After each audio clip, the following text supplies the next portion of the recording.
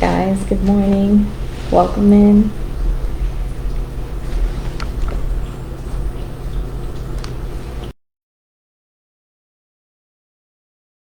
Wait for this to come on here. Alright, there we are. Welcome, welcome. I'm on a little bit late today because we had a very full-bodied rainy day yesterday. Heavy rain, not all day, but throughout the day. And then we woke up this morning with the skies very dark and stormy and thunder and lightning early this morning. So it didn't actually get to be this light until about just a few minutes ago. Quite dark, hence why I have this light on.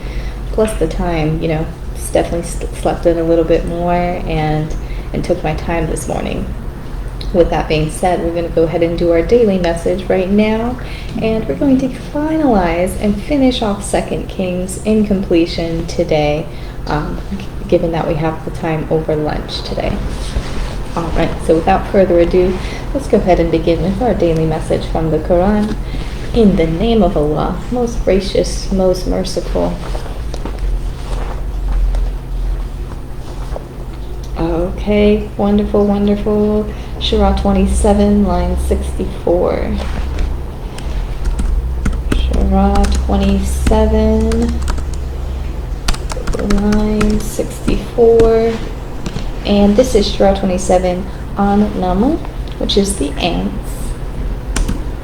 This almost the smallest of creation, okay? One of our smaller versions of creation here.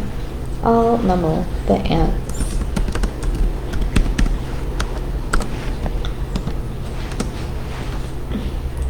Okay, and line 64 reads, or who originates creation, then repeats it, and who gives you sustenance from heaven and earth?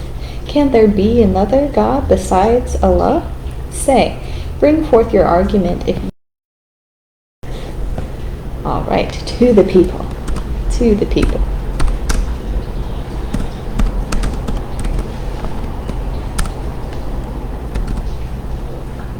And we've discussed this time and time again, right? It also is a very prevalent theme within 2 Kings, 1 Kings, throughout the kings. We had some who believed, some who did not believe, some who believed and looked to other gods. So really the Quran begs individuals, the people, the ones who question things, right, to go ahead and put a full focus on our Creator, on God, the one who originated us and put us here. Let's see, or who originates creation. Originates. He is the originator of the creation. So again, just pulling our full focus and retaining our full focus on the originator, okay? Originates creation. So this is the question I have for those, dare I say Christians, right? For Christians, when you're reading through the Old Testament, especially Genesis, when we talk about creation and who's creating, on the 7 days of creation, is it recognized that is Jesus who is doing the creation?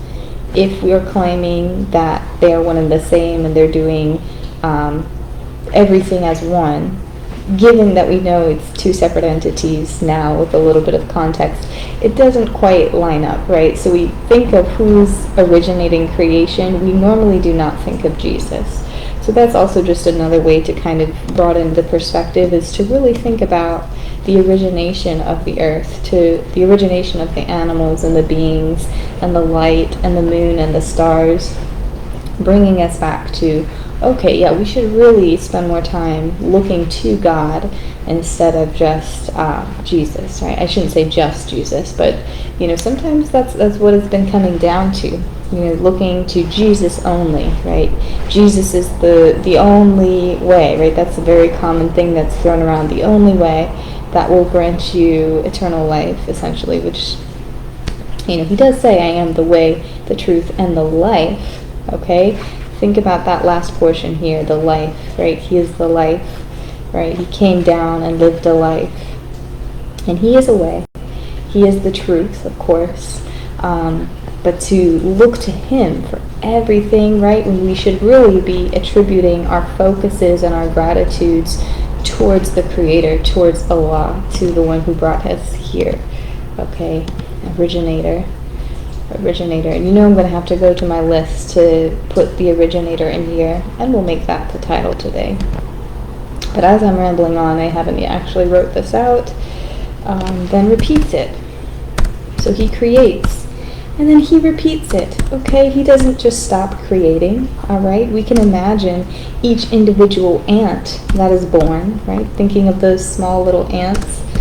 They have their own individual spirit, okay? They have their own individual personality, if you will, work ethic, although they all seem to be the same type of being, I guess. What am I trying to say? Species, right? They are the same type of species, but there is individuality in each new creation. You know, people are born every day. Animals are born every day, every second, every millisecond. So he's repeating this over and over again. This is a job that does not cease. It's not something that started with the 7 days of creation and then stopped, right? This is something that he's continually working on and continually repeating for us and for our joy. For him, for his as well, I would say. All right. I keep getting myself lost here. And who gives you sustenance from heaven and earth? Who gives you sustenance?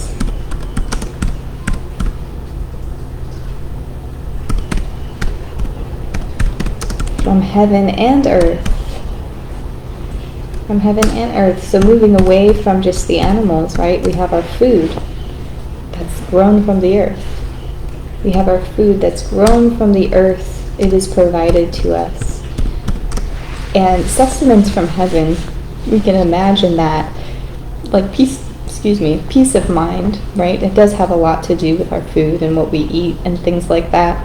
But sustenance from heaven, right, are those little signs, those majestic sparks of joy that we experience on a daily basis, whether that is through entertainment, whether that is through our children or our pets, whether that is through our spouse or our friends, right? Those little sparks of joy, that gives us sustenance. It gives us the motivation to move forward. Again, because they are created by the Lord, it's from heaven, right? That's the sustenance from heaven. Our relationships, right? Our little pleasures that we indulge in, that, you know, might not seem so materialistic. It's more of an internal sense, right? Our emotions are pleasant and loving emotions. Those are like the fruits of the Spirit, or the gifts of the Spirit: love, joy, peace, patience, kindness, goodness, faithfulness, gentleness, self-control. Those are really good examples of sustenance from heaven. And of course the miracles, right? The big signs, the miracles that, you know, doesn't seem like it would happen under natural occurrences or natural pretenses. The big miracles, of course. That is a main motivator, main source of sustenance from heaven. Guides you through the earth. We have this next.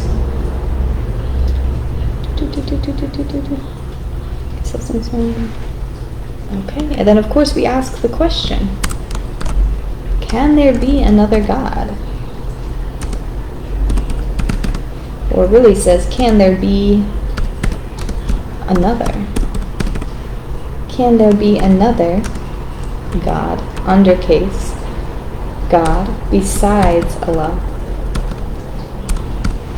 So it gives you that to sit on, right? Of course, when we expand our view, expand our horizons, we want to say, you know, there can't just be one, right? With all the expanse of our universes and multi-universes, we can't think that, you know, there can just be one to look to.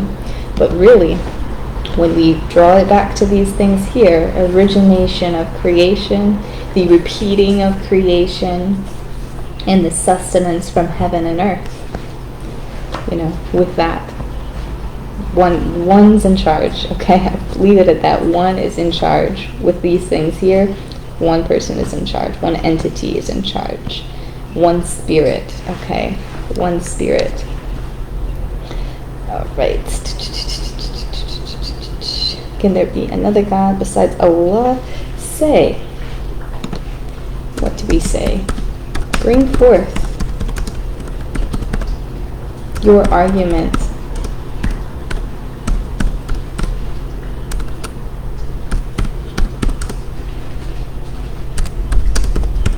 If ye are telling the truth. Okay, so this is a call to action.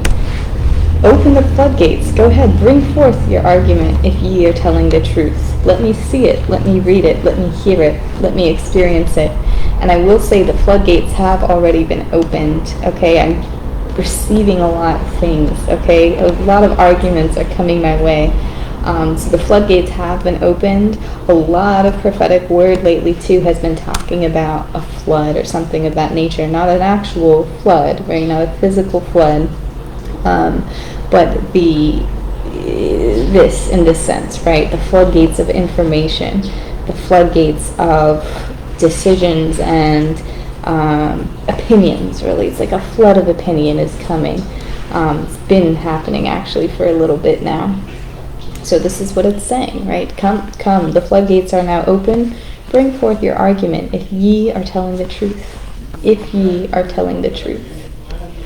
So, there we go. There we go. Open the floodgates. Let me look at the originator. I want to say that is Al-Bariya. Al-Bari or Al-Bariya. I'm just going to title that. The originator. Oh, Allah, who originates creation and then repeats it, and who gives you sustenance from heaven and earth. Can there be another God besides Allah? Say, bring forth your argument if ye are telling the truth. Okay? If ye are telling the truth, if ye are a believer, one who can tell truth. One who can tell truth. Alright, who is able to tell truth. Let's see. Al-Bari, what am I looking for? The originator. I'm looking at my master list. It is Al-Bari. Al-Bariya. And it has that little apostrophe at the end, meaning it kind of has an influx on the I, like Al-Bariya. Al-Bariya, which means the originator. Al-Bari. The originator. Yes, even of the ants. Originator. I have a hard time spelling that word. Originator. Alright. Just titling this out. And the time I have is fleeting. So I'll be back over lunch to go ahead and wrap up 2 Kings. I'm proud of us for getting through 2 Kings, by the way. It's been a lot all at once. And I will tell you, 1 Chronicles is going to be the same way, maybe even 2 Chronicles. So thanks for listening. It's a lot. I hope you guys have a good little break here. I'll see you very shortly. Bye-bye.